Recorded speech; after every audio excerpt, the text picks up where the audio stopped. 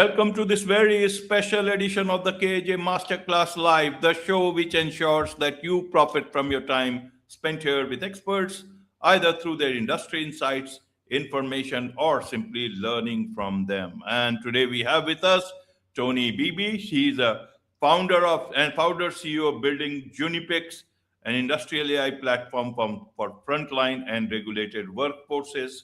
He helps leaders understand how to adopt AI responsibly in complex, high-risk operating environments. So we'll learn from him how to bring AI to the job site in ways that support human judgment, earn trust, and actually get used. Welcome to the show, Tony. Oh, thank you. I'm happy to be here. You are welcome. Welcome to the show, Tony. Welcome to India in this online form. And I'm sure not just in India, but a lot of businesses, a lot of people across the globe will benefit from what we are going to talk right now. We'll talk about about AI that actually works on the job site, not just in experiments. So we'll talk about all this. But before that, let's talk a bit about your journey, your background, so that the audience knows who they are listening to. Okay. All right. I'm a mechanical engineer. And while in school, I raced cars and built cars. That was a lot of fun. And I learned a lot about how things work at the front end. And out of college, I went to work on drilling rigs offshore, worked a year in the Gulf of Mexico, and then I spent a couple of years working on drilling rigs around the world. And then I went to work in shipyards, building and repairing drilling rigs, and then managing them in more countries around the world. Came back to the US, got an MBA, and went to work building drilling rigs and working around the world again, doing more of the same. Eventually got into a private equity backed company building drilling rigs for West Texas for the shale boom, and have been in that kind of space doing a lot of construction, manufacturing, and operations for the last 30 years. And I've supervised 800 people, a lot of tradesmen in a lot of different environments, and I have good experience with work at the front line. So I think AI can be a great tool to help people do that. And I've seen it from the bottom to the top to the guy who's responsible for the safety. Absolutely. So help us understand, what are you trying to say when you say that you actually AI that can actually work on the job site? Help us understand in that backdrop. Yeah, I think in a lot of places now, there are rules that are quite extensive and quite long for how to do jobs and how to do them safely. And so no one gets injured, there's no environmental damage, no equipment gets broken, everybody goes home with all their fingers and toes. And sometimes on one job site, you can have, in the US, a federal rule, you can have a state rule, and you can have the company you're working for, all with different rules. For example, working at heights. The federal rule may say if you're above 10 feet, you need fall protection. And the company you're working for may say at 42 inches, you need fall protection. And it may be hard to remember all of the different numbers to know in which situations you have to wear fall protection. So if you have a way to conveniently look it up, and it could be all kinds of different things, not just fall protection, but if I'm mixing an oil-based paint, is an N95 mask going to keep me safe while I mix it, or do I need something with canisters on it? And it's meant to protect the worker and the company and the environment and the machines they're working on. And we found some that are, there's 10,000 pages of regulations and then another set of 1,000 pages of documents from the company. How is a worker to know all of that? Absolutely. So how does AI can help you do that? And where does then AI fail on the job site? Help us understand from that how it helps and how it doesn't. So what we've seen, I think most people have used like an chat GPT, and you can go type in and say, ask it different questions and you'll get an answer. The challenge in a work site is it may have learned from different parts of the world, different companies, different industries or operating environments. It may have learned from Reddit, and it may not be the rules you need. and you could get the wrong answer. And then someone gets hurt, equipment gets damaged, or something bad happens. So what we've done is we've created, in a basic sense, we've created a private instance where we trained it on the regulations and rules we want to know. Think of it like guardrails, and it only knows in the AI those rules. And then we put a language learning model or a large language model on that and let people ask questions, and it only will provide answers from those rules and give you a citation. So it'll tell you which rule it's from. Absolutely. So tell us about, your company, Junipix, so that, people know. How is it different? You talk about, and is it only for the US states, or is it also for in this global environment when companies are working, in different geographies? So we've started with US rules, and we started with the generic workplace safety rules, OSHA. But down the road on our roadmap, we're going to add rules for different international organizations. In particular, shipping and maritime is one we think has got a lot of potential. So we're going to bring in those rules, IMO rules, different regulatory class rules for how to keep shipping and maritime businesses safe. And then as we get demand, hopefully we can add more countries and more regulations. Right. So can you give some examples, Tony, that earlier on this was not working with different sort of AI, but with your tool it worked well. What is the adoption rate for your kind of AI? So we launched our tool last week. So we're public with users just like 12 days or something now. So we've got a handful of users testing it for us now, and we're getting good responses from them, and a variety of industries, bigger and broader than we expected, from construction project management companies down to a fast food chain.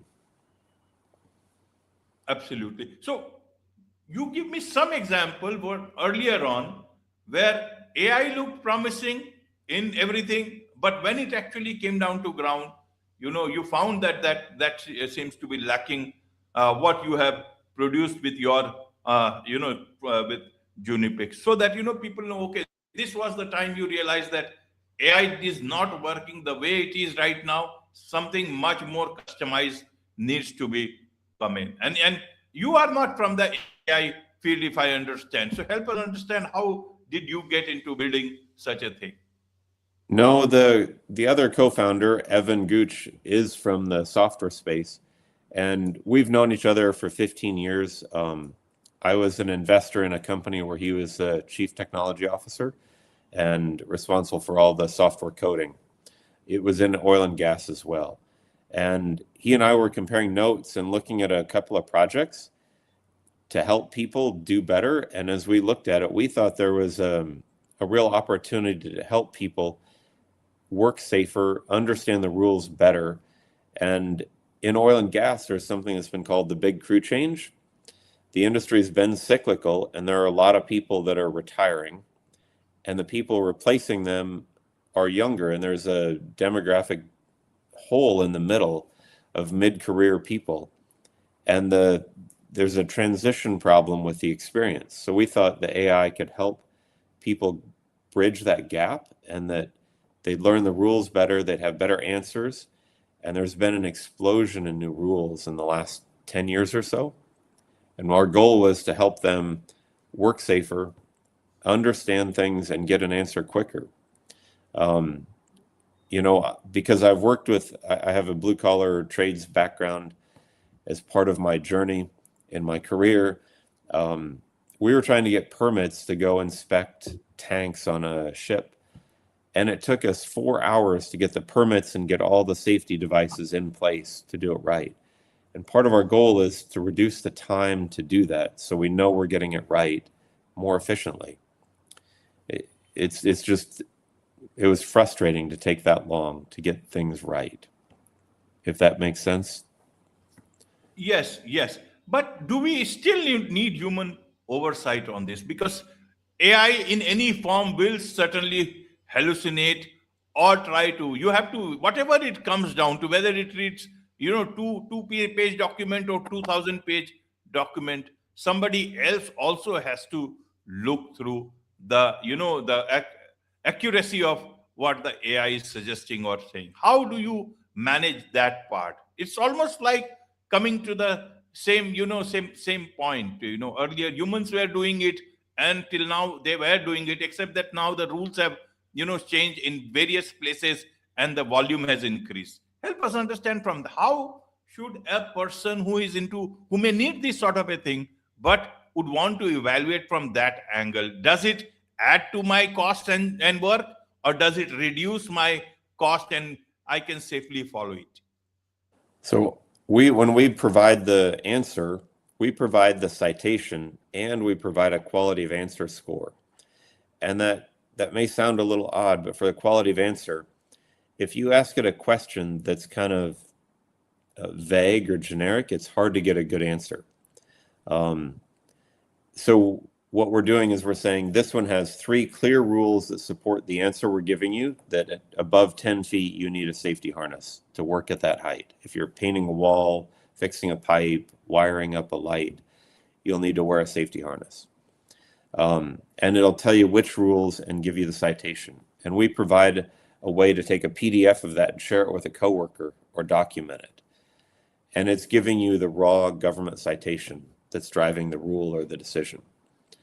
We're not saying they blindly follow them. There's an experience component to it. But, 4 workers with 5 years experience don't have the knowledge of one 20-year worker in every case.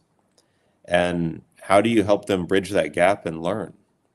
Because understanding thousands of pages of regulations is quite difficult. So we're providing an extra tool to help them work better and faster, because right now they may be Googling or asking AI and then finding a document and then trying to read it themselves. And that can take a long time to find the right reference, the right page. Absolutely. So frontline workers, they think differently. In this particular, in your industrial AI, is it only for some industries, or it can be applied in different industries? And frontline workers, as I said, they think differently. They have ground knowledge. How do you get them to trust your AI? Is it the supervisor who will agree, but then workers will still have their own questions to understand of it? So it's a good question, and they do think differently. And not in a bad way, just that if you're trained as an electrician, as a welder, and different things, you approach and solve problems differently than an engineer, than an accountant, or a lawyer.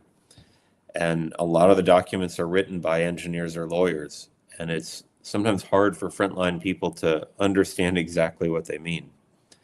And this puts it in common language meant for those workers. And one example is we got one of the customers we have is a fast food chain, and they are, it's in the US here, it's a lot of teenagers, high school students that do the jobs, and they don't have a lot of reference, and it can be actually a learning tool for them to help them learn the rules as they get used to working. And is it safe to do this? How do I do that? And because they've never done things like that before at all. And the employer doesn't always offer a lot of training.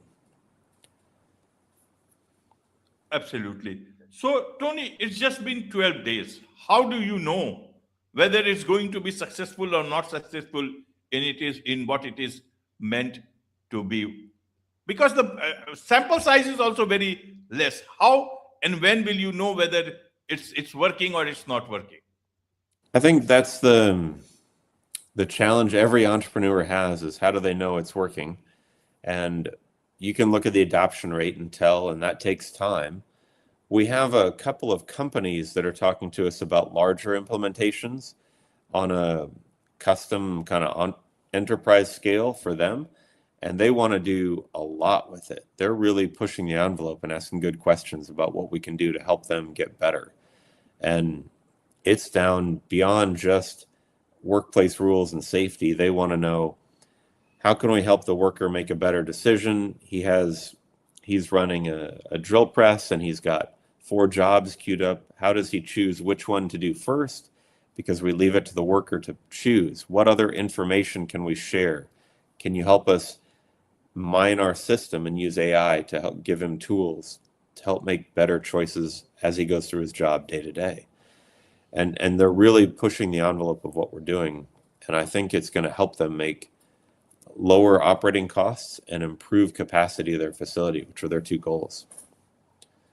So we're Right. seeing a lot of interest like that, where people know AI is a powerful tool. They don't quite know how to do it, know how to implement it, but they want to push it down to the frontline workers for those kind of decisions and even more. And we're seeing a lot of interest for that. Right, Tony. Right. So AI is being adopted in almost everywhere, even in terms of, governments are also looking at it. You just see all these things about Pentagon and Anthropic and all those things, how one can allow or not allow. But in terms of industrial AI, it's a different sort of a thing, though we don't know what the questions will be like, in working with different governments who may not have the same sort of a view about a country, but may have a good view about a particular company. In that aspect, how do you see this whole trend about industrial AI shaping up? And as you said, you want to, reach different geographies with your product.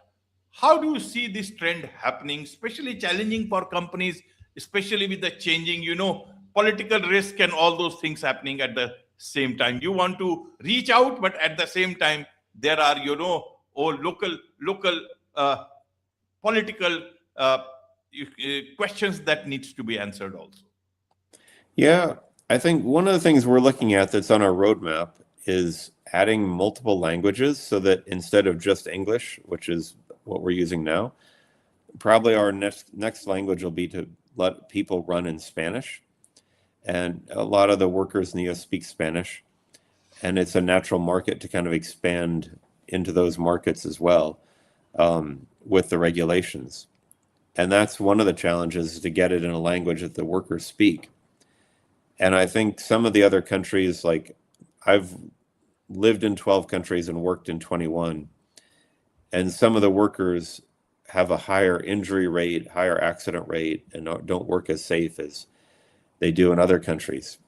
And hopefully we can provide tools to help them do that and help the company send everyone home with all their fingers and toes. And the workers, there's this, I'll say, reputation that a lot of workers that do industrial things, welders, mechanics, electricians, are tough and macho and that sort of thing, but they don't want to get hurt. They don't want to take unnecessary risks because they know how hard the job is, and the risks that they're taking, they've seen people get hurt, and they would rather do things to keep themselves and their coworkers safe. But they also don't want to have it take half their shift, or if they're doing something that, if they're driving out to a location, doing a job and driving home, if they can do it faster, they're home and have dinner with their family instead of driving back and getting home at 8 o'clock at night because it took longer to look up the rules and get it right.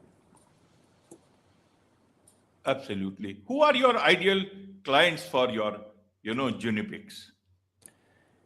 We've mapped out industries like construction, mining, oil and gas, manufacturing, those sorts of companies. But we're seeing interest from a broader range, from restaurants and retail and different sorts of industries. So we thought our target market was about 16 million users potentially in the US.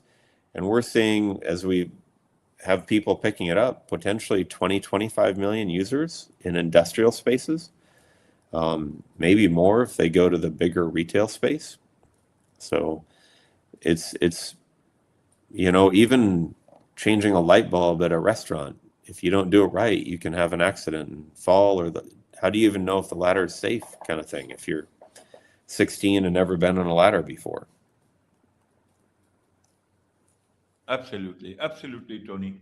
There's much to learn about all this, and I'm sure a lot of people, a lot of businesses, industries would want to connect with you, learn more about you, about the work you are doing, perhaps be your client. What's the best way for them to do so? Oh, contact us on LinkedIn or our webpage. We're on junipix.com, and we're on LinkedIn at our company is Junipix. And we're happy to talk to people about it. We're quite passionate about bringing safety to the front lines. Absolutely, absolutely. Safety to the front lines, indeed. With this, it's a wrap on this very special edition of the KAJ Masterclass Live. Thank you so much indeed for joining us. Thank you for having me.